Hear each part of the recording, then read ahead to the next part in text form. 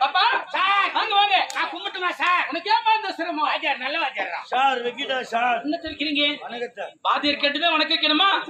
sir சரி சந்தோஷமா இருக்கு சார் இன்னைக்கா சோறு போடுங்க சார் சரி சீனி மாடு மல்லிக்குழுமே இப்பதான் வந்திருக்கிற வரும்போதே சாப்பாடா அந்த கடைபிடிக்காம தட்டுக்கறி வச்சார ஒரு நாளைக்கு சோத்து போட்டு ஆயிடுங்க ஏய் சாப்பிடு தட்டு கொண்டு வரணும் ஆமா